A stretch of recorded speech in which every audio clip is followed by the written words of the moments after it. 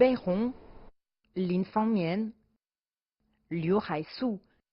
Quelques-uns des plus grands noms de la peinture moderne chinoise sont visibles dans cette exposition exceptionnelle qui se tient du 25 mars au 17 avril au Centre culturel de Chine à Paris.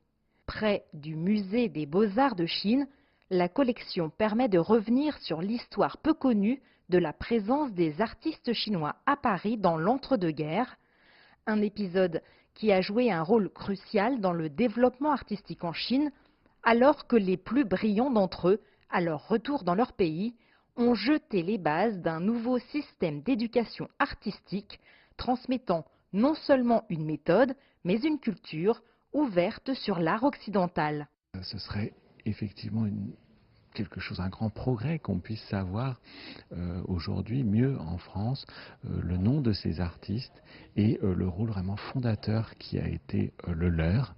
Et on le mesure en particulier quand on sait que le seul Lin Fangmian a eu pour étudiants les immenses artistes que sont Zhu Detun, Zhao Wuqi, Wu Guanzhong, qui ont vraiment marqué toute la deuxième moitié du XXe siècle.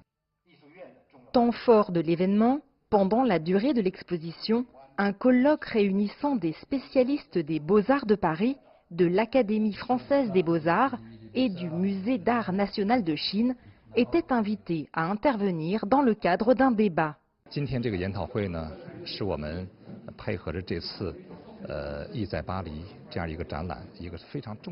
Le colloque d'aujourd'hui accompagne notre exposition intentionnelle à Paris. C'est un aspect très important de l'exposition. À travers ce séminaire, nous avons voulu réunir des experts et spécialistes des arts français pour explorer l'histoire qui se cache derrière l'expression de cette exposition, son histoire.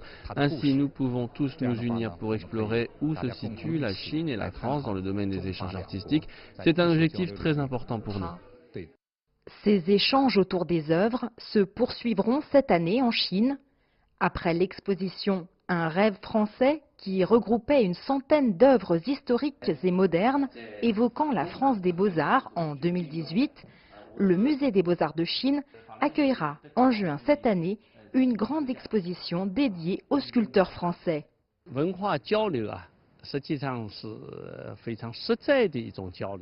L'échange culturel est en réalité un échange très réel, c'est une nouvelle communication à cœur ouvert qui peut se pratiquer à distance. Pourquoi?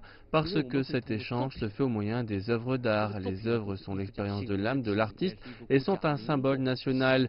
Le Musée national des Beaux-Arts de Chine est la plus haute plateforme de l'art chinois.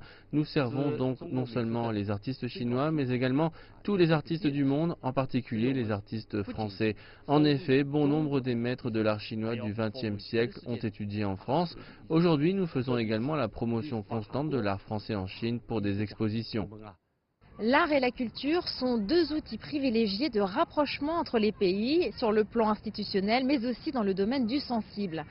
La France et la Chine, avec des échanges artistiques d'une grande richesse depuis déjà un siècle, ont entre leurs mains un atout majeur pour stimuler leurs relations, un atout qu'il convient d'entretenir et de renforcer grâce à des plateformes comme celle qui se déroulait aujourd'hui.